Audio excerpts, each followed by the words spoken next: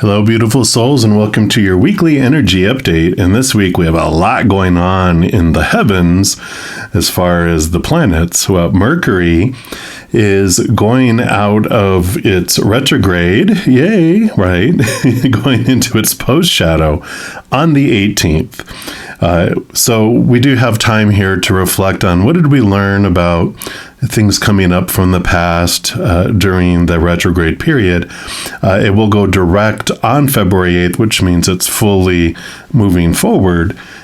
So we still have a little bit of time here during the post-shadow. The more we move away from January 18th to February 8th, the less of the Mercury kind of retrograde reflection energy will leave us. Then Uranus is actually going to be going into its post-shadow as well, but on January 22nd. And it takes a long time. It's further out, of course, than Mercury. Mercury is like right next to the sun. Uranus is, further out in our little solar system. So it takes more time for it to make movement in different places. So it's going to its post-shadow on January 22nd, but it doesn't go direct until May 10th. So we do have time here.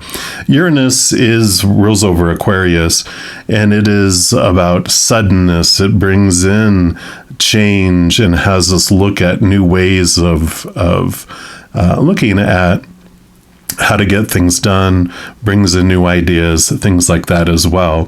So whatever came up while Uranus was in its retrograde, we have a great deal of time between January 22nd and May 10th to look at that, what we learned during that period. Now, it goes then into pre-shadow again on May 26th. So we're going to be going back into retrograde in Uranus, so don't get too comfortable with it. But the furthest we get away from January 22nd to May 10th, the less impact of sudden change and having challenges on looking at how we do things impacts it there. And then this week, January 20th, we do go into Aqua season. So happy birthday to all you Aquarians that are coming up here, all you sun babies. And I do have a special pick a card for the Aquarius season for everyone, but it has a special birthday reading in there too for all you Aquarius suns. That actually comes out tomorrow on January 15th.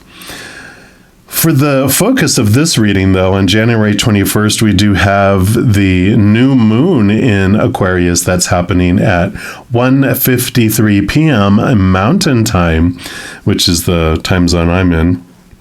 And so we'll focus in on the 10 new moon wishes that we make during the first 8 hours after the new moon. So, during that period, if you focus on like new moon wishes, it could be for anything. But to make the most of the power, we do it within 8 hours after the new moon. And if you focus in on the energy of the sign that the new moon is in, it is an even more powerful around manifesting those wishes.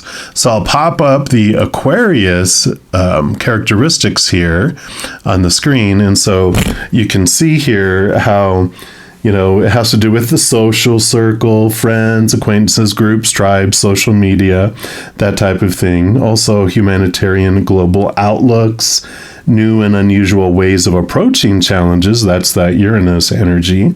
The old no longer works for the new. It could be about technology, inventions, internet-based solutions and opportunities, lightning and electricity also. And big dreams. The Aquarius card in the tarot is the star card. It's one of the wish fulfillment cards. So it's like dream big. This is the sign of the 11th house of the whopping wishes is what I call them. There's a little astrological offering a service that I put out there, which I'll have linked down in the description box below if you're interested in getting your wishes, understanding more about wishes. It's also about sudden and surprising major changes, so rebelliousness and erratic behavior, higher spiritual thinking and pursuits around astrology, extraterrestrial connections, and other worldliness. So it's about detachment and having objective viewpoints. Of course, it's an air sign, so there's a lot of mental battles. Can have inflexibility, overthinking, brainstorming, and of course, the Aquarius sign rules over the ankles, the calves, the veins, and circulation. So if you have any type of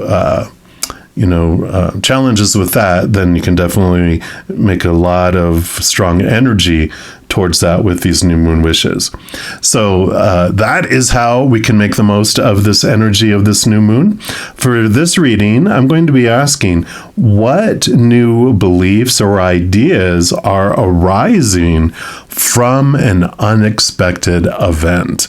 So that's what we'll be focusing on here. Of course, there's going to be a reading for each individual zodiac sign, and yours starts right now.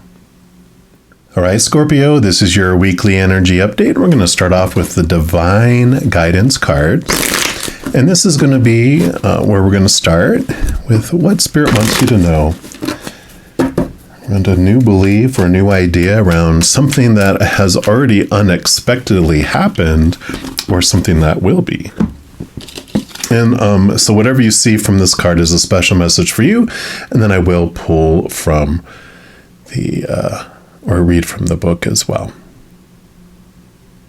So you've got card number 30. We'll put that over here. And you have expansion.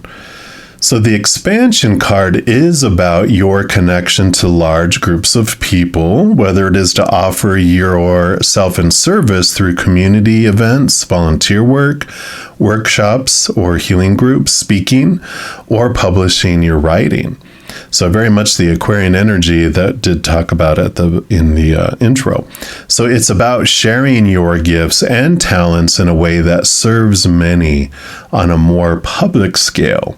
So in doing so, your energy reaches far and wide, having a meaningful and powerful effect on all those whose lives you touch.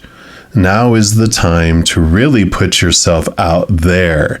So take a deep breath. Trust the process and open wide. Yeah. So definitely, whatever this unexpected event, it has triggered you to, like a fire within you, to want to share what you've learned. You are the transformational master of the zodiac signs. So with this transformation, with this almost like a phoenix rising from the ashes, you are being nudged to share that. We're also going to pull here from the Magic of Unicorns Oracle. And let's see what else comes in here. So what else for Scorpio? All right, I guess that is your card flying over here. And you've got pure intention. Love it. And that is find clarity, surrender your ego. Yeah. So I like this. Let's see what message comes in here for you. So climbing the spiritual mountain is a sacred quest, so it's important to be very clear about your intention. Dedicate yourself to achieving your goal with integrity, honor, and kindness. Surrender your ego and make sure your motives are totally pure. And when you let go of your desire to be right and your judgment of others or yourself, you open up to the beauty of the journey. As we approach the new golden age, the opportunity for enlightenment and ascension is greater than it's ever been. The universe may place challenges and tests in front of you, and you can pass them to reach the top of the mountain. However, your light is bright, so your unicorn is stepping forward to help you on your way. Ask it to guide you and impress you with the choices that will keep you firmly on your highest path. It will increase your desire to do what is for the greatest good and nudge you towards your true destiny. Keep your eyes firmly on your goal and you will succeed. And when you choose this card, unicorns are reminding you that you have everything you need within you. So when you set a pure intention, unicorns enable magic and miracles to happen. The affirmation for the card, my unicorn lights up my path and I walk it with integrity. Yeah, so definitely sharing what you have learned and gleaned with the public and with the world. The intention is to help move the planet forward, move humanity and our brothers and our sisters and everyone in between to a higher place, to a more pure place of who we really are, beings of love, right? And so the intention isn't for publicity and recognition, blah, blah, blah. That's of the ego, right? This is like from the heart, shining in that way. We're also going to pull from the Tarot of Dreams, and let's see what else they have for you here. So what else for Scorpio? Okay, they're doing to those two. What else?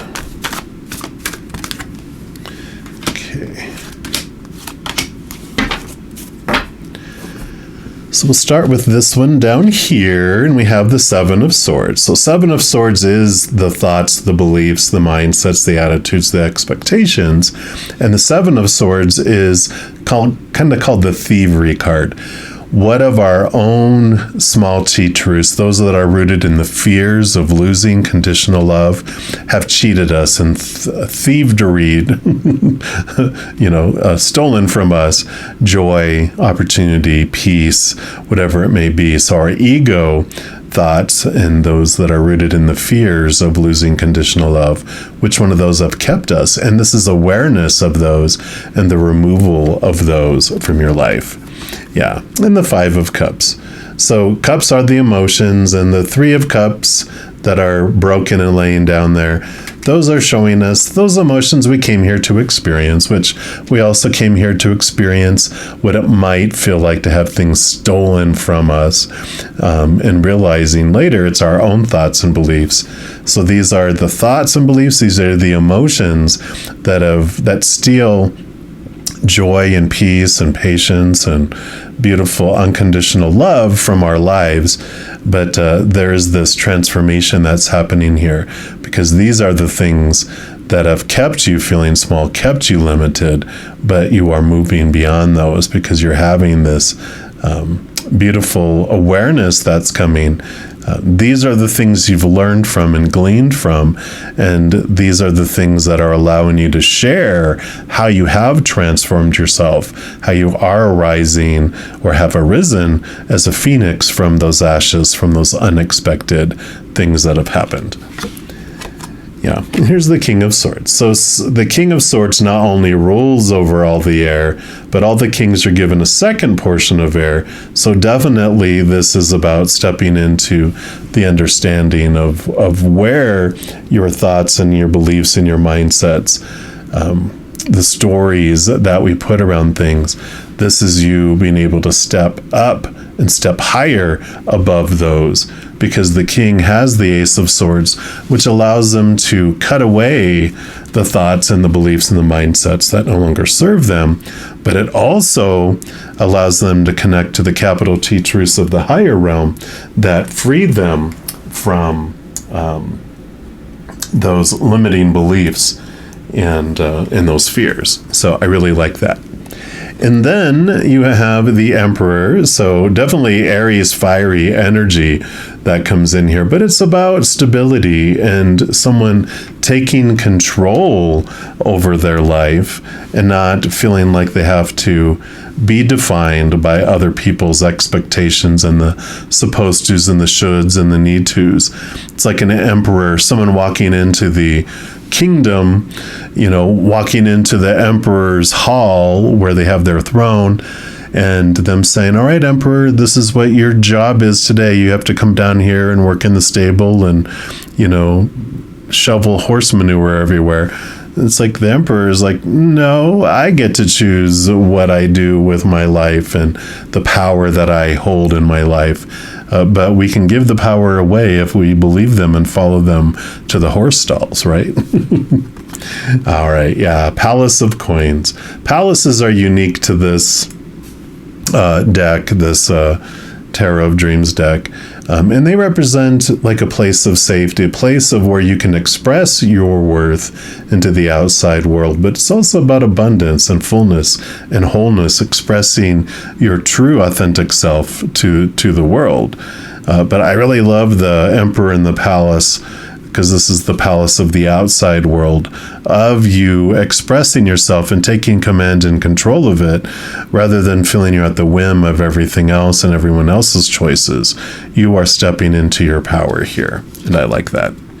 Yeah, and here you go, the Six of Coins. So the Six of Coins, more energy of balance, but also this is that you are so full and overflowing with these feelings of abundance that you share it with the world. So as we talked about here, you sharing this information, you sharing this power that you are understanding and gleaning with the world. This is definitely showing that you are full and overflowing with your experience, and from your experience that you're able to help others as well. And here you have the Hierophant, the faith, the trust card. This also talks about, though, the Hierophant, about you understanding your truth, you understanding your capital T truth and who you are. And in doing that, it allows you to stand strong. It allows you to share your capital T truths with the world. These truths that are rooted in unconditional love, not these small t truths that are rooted in fear, not sharing these, but knowing what your truth is, knowing what the truth is, the capital T truth, and sharing that with the world too.